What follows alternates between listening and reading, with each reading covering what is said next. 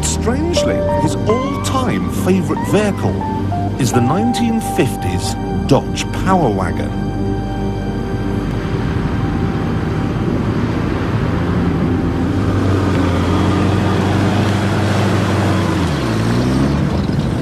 It holds a special place in his heart because it's synonymous, inseparable even, from the oil boom.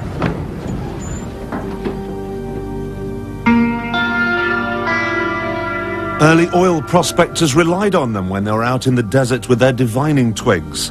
And he's so grateful, he's built a monument in its honour.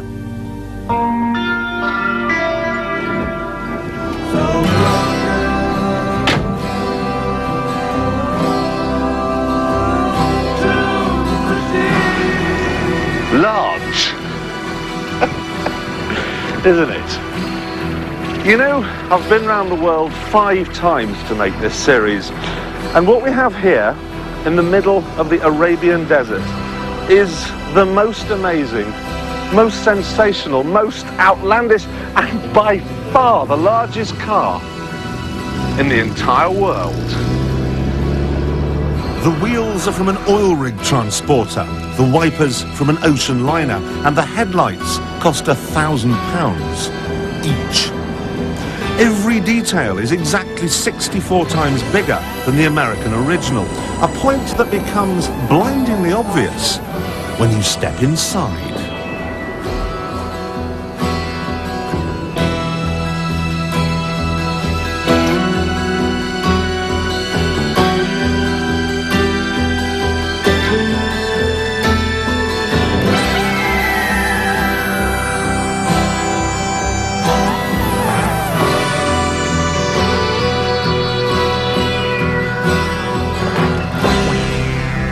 Of course, the big advantage of pickup trucks is they have tailgates, which can be opened.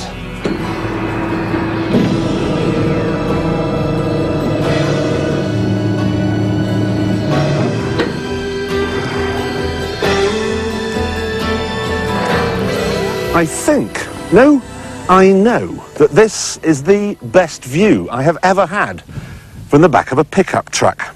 It is very important indeed that I remember to get one of these when the point-to-point season comes round again.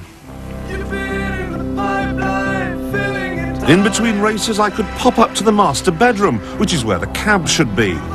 You know, this is impressive stuff, but it does have one more trick up its sleeve. Underneath, there's an engine, a steering wheel, and crucially, a driver's seat.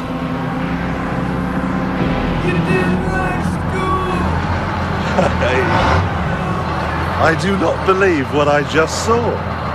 It moved! There are so many questions like how and why that I think it's time to meet the man who built it, the Rainbow Sheikh.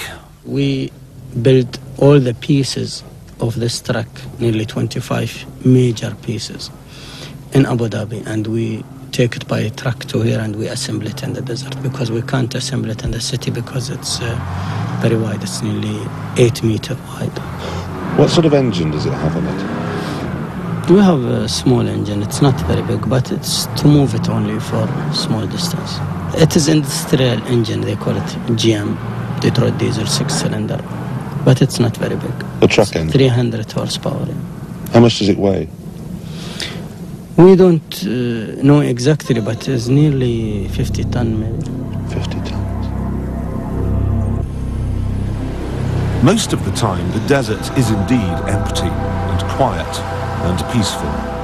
And the Sheikh really can be left alone in his own little world.